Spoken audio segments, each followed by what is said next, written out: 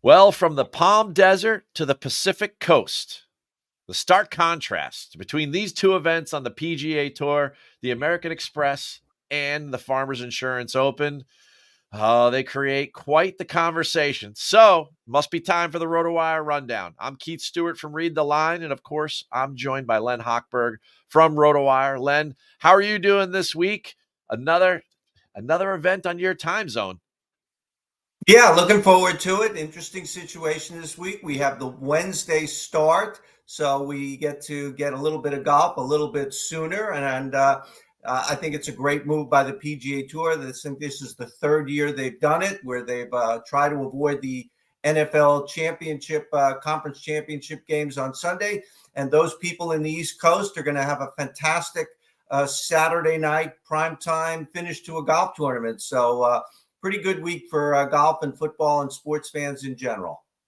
Yeah, it was great fun last year to watch Max Homa finish that thing off on Saturday night. But you mentioned Sundays there real quick. Last Sunday, we had an interesting story at the American Express. An amateur won on the PGA Tour for the first time in 30 plus years since Phil did it in 1991. So, my question to you is real quick, right?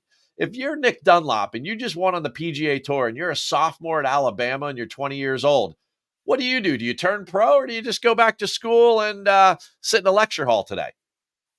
Yeah, it's an incredible situation for him, and congratulations to Nick Dunlop. I guess Alabama also always needs an incredible Nick, and since Saban just left, we have Nick Dunlop there. I don't know. It's not like an NBA player or college player in basketball, college basketball player after 1 year leaving and getting, I don't know, 100 million guaranteed, whatever you can get. There's no guarantee out on the PGA Tour. But not to get too far afield, I've been reading stories that Live Golf is trying to nab Nick Dunlop, and then you could get your $100 million guaranteed. But I don't know. I think you have to strike while the iron is hot. I guess if I were Nick Dunlop, without knowing all his situation, I'd probably take the PGA Tour up on its offer and become a member and get into Pebble Beach next week. Yeah, I'm with you. I guess we have experience on our side, right, Len? But I would definitely strike while the iron is hot. He had an entry into this week at the Farmers, and he withdrew to go back to Alabama to spend some time with family and friends and go back to school. I think I would have played it at least one more week because obviously he's hot, which makes me think of another question, which is the Amex is so different. I mentioned this in the open than what we're going to see at the North Course and the South Course at Torrey Pines. You think there's any crossover between that Birdie Fest and the guys that are playing well there, and then now their trip over to San Diego and then playing these U.S. Open style golf courses? Do you think anyone can contend on both?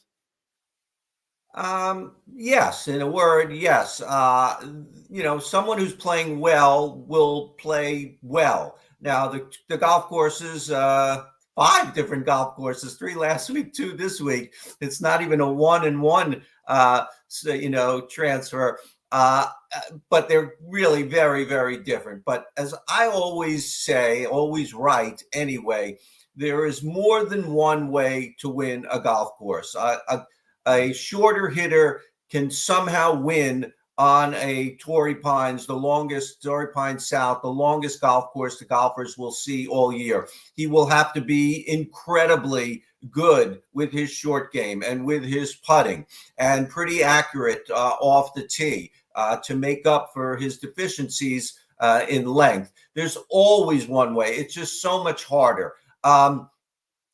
Here's something that blew my mind last night when I was researching this. Peter Malnati, maybe the shortest hitter on the entire PGA Tour. He's finished top 25 at Torrey Pines 3 years in a row, and one of those was a top 10. So I don't know if he can win. I don't think he can win, but it goes to show you if you're just really good in all the other ways beside distance, you can do some damage. I have to agree with you. I think for the great players, somebody like Xander that played good last week, he's the tournament favorite this week. He'll probably play good again. John Rahm's won at both places. So I think if you're great, you could figure it out. But I think overall, the majority of the leaderboard we saw last week is going to fall down a little bit. And I think it's going to be replaced by a bunch of guys that have a certain type of skill set. Now, I'm no Jim Cantori, but from what I understand out there in San Diego, the reports I'm getting, and you could confirm this because you're an LA guy, but they're getting unbelievable amounts of rain over Sunday and Monday. And this thing starts on Wednesday, so it's one day quicker to get to the starting line. This golf course is already, you mentioned it, the longest one on the PGA Tour, 7,765 yards. Man, I think 60% of the par fours are over 450. This is going to make this thing even longer. Are we limiting this to just a bomber's paradise now, or are there a couple other, like, maybe secret skills that you're factoring in for your DFS lineups? Yeah, it's a really hard call. I've been watching videos on the internet that show parts of San Diego, cars floating down the street. We had rain here in LA, and I think they've got more than us, and they got it later than us. We are clear here. I think they are clear now for the rest of the week, though the damage clearly may have been done. You know, we were just talking before we came on that a few years ago, Patrick Reed in bad weather preferred lies because it was so wet on Thursday and Friday. Patrick Reed, one of the shorter hitters around, won by a lot. We can debate how much he won by, but he was the only golfer to hit double digits that week. And he just had an incredible short game, and he was putting out of his mind, which we know Patrick Reed can do. So again, anybody can win this week, but that's the real outlier, the real unicorn, the real rarity. I think it really favors the longer hitters even more. But I will tell you that the longer hitters here have to take their foot off the gas a little bit to get the ball in the fairway. If they miss the fairway, that's going to be worse than maybe losing 20 or 30 yards even on their drives. You know, it's interesting. You said that Patrick Reed won with preferred lies that year. Doesn't Patrick Reed use preferred lies all the time? No, we don't want to go there. We don't want to go there. All right. From my perspective, a couple things that I'm looking at on the betting side is that this golf course, it's over 7,500 yards. It's over 7,700 yards. And there's only one other golf course on the PGA Tour that's like that and also has greens that are this small. The South course averages 5,000 square foot greens, covered in that Poana grass that's a little bumpy and everything. But those smaller targets with that long a golf course, the only other golf course on the PGA Tour like that is Muirfield Village. So we kind of get an archetype of the player we're looking for here. We do need power, but it's really that long iron game. Between the North and the South course, 7 of the 8 par 3s are over 200 yards. So long iron play.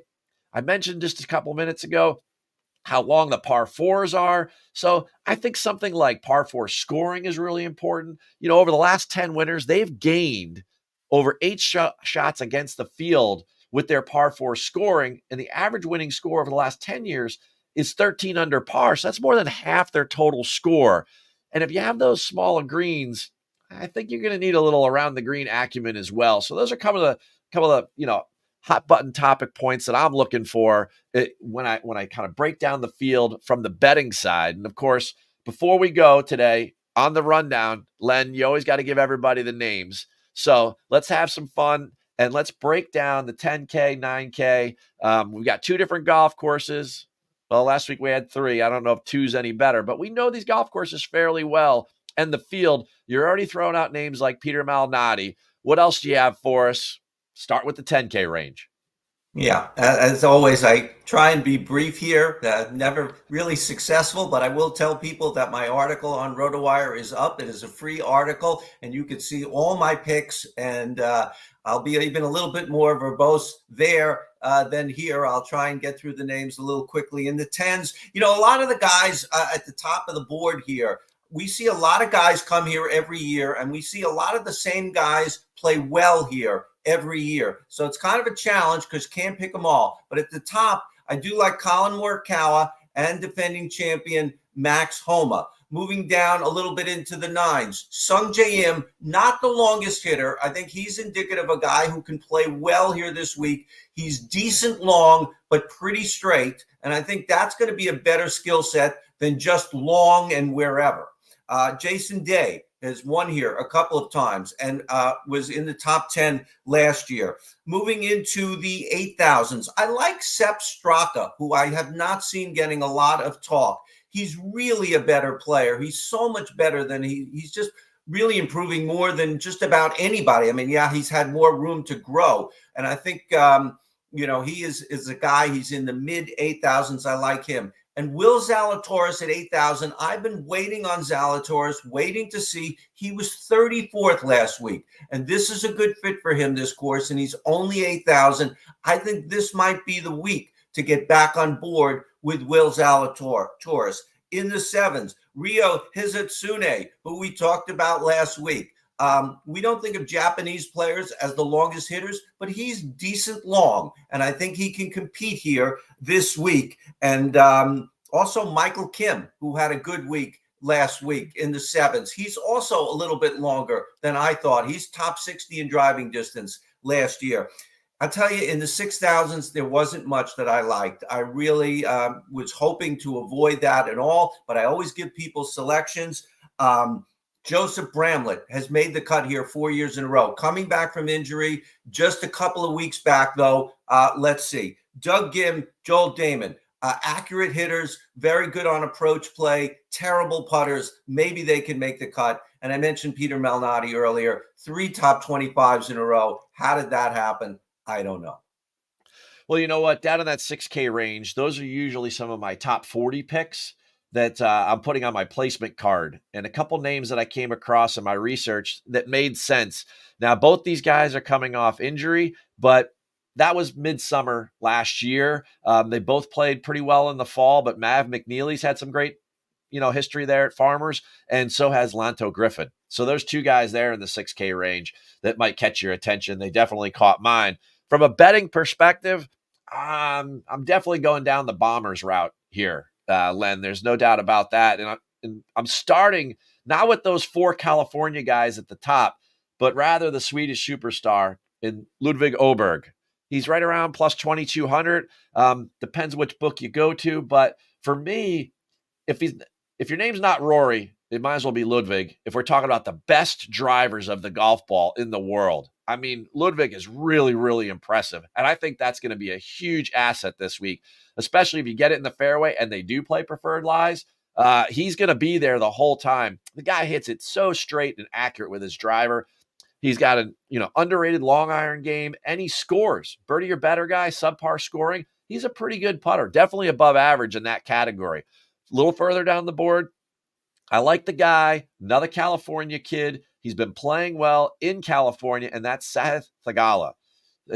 Theegala, I mean, he's right around plus 3,500 for sure. His last 3 starts in California, Len, okay? He's won at Fortinet, then he had a 6th, then he had a 4th. That 4th last year was at the Farmers, right? He's one of those guys. I spend a lot of time out on tour, and there's 2 guys that always shut down the range. Number 1 is Alex Noren, and number 2 is Sahith.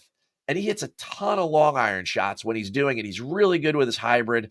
I just think at the end of the day, that kind of work that he puts in makes him sneaky good with those long irons. And we're talking about those long par 3s and these long par 4s.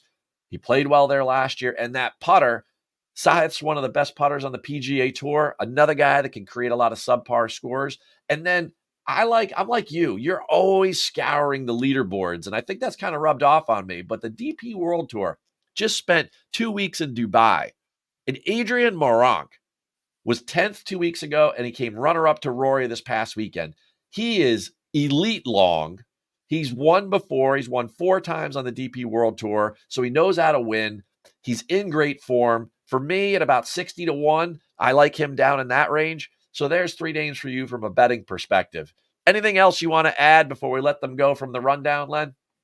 I'm with you on Theegala. He's actually in my article. I tried to be brief and I skipped over him, but I do like him a lot, so that's a good call. Guess what, Len? Next week, I'm heading to the West Coast. You and we're going to be in the same time zone. I'm going Pebble, then Scottsdale, then Genesis. I'm going to be out there for 3 weeks. The rundown continues every Tuesday morning, right about now, just a little after 8 a.m. your time, a little after 11 a.m. my time. Thanks for joining us, everybody.